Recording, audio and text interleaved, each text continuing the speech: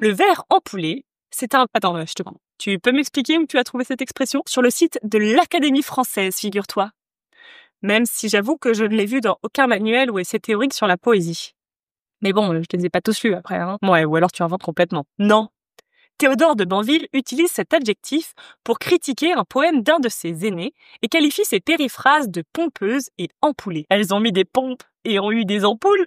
L'adjectif empoulé, qui est péjoratif, signifie enflé, pompeux, prétentieux, qui utilise de grands mots pour exprimer de petites choses. Donc un vers empoulé, c'est un vers trop pompeux, trop compliqué, trop chargé. Ouais, mauvais quoi. Oui, c'est ça. Mais c'est donc une appréciation purement subjective.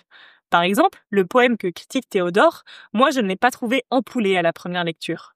Mais dites-moi plutôt ce que vous en pensez. Et s'il est empoulé, je le penserais. L'aimant cherche à mes yeux son point déterminé. Là, de l'antique Hermès, le minéral fluide s'élève au gré de l'air, plus sec ou plus humide.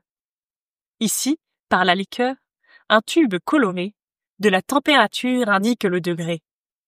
Plus loin, la cucurbite, à l'aide du fourneau, de légères vapeurs mouillent son chapiteau.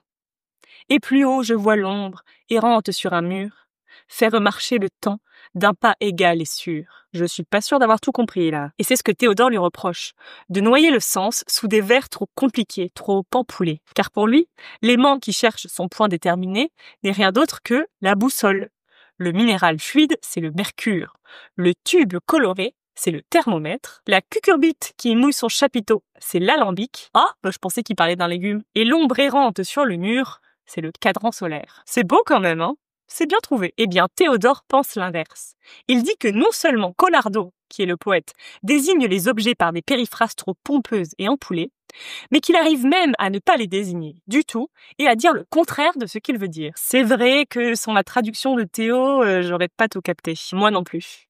Et même si Théodore ne dit pas clairement que ce sont des vers empoulés, on sent bien que c'est le reproche qu'il lui adresse. Et donc on comprend bien que vers empoulé, ce n'est pas forcément l'utilisation d'un vocabulaire compliqué, mais c'est obscurcir le sens, vouloir le cacher sous trop de formes, d'artifices, de métaphores, d'ornements qui surchargent d'informations et troublent la signification. Eh bien merci, car grâce à toi maintenant, j'ai une nouvelle insulte dans ma besace. Je t'en prie. Je ne vous cache pas que je l'utiliserai principalement contre elle, car je la trouve quand même assez souvent empoulée. Soyons poètes, soyons fous et vulgarisons la poésie.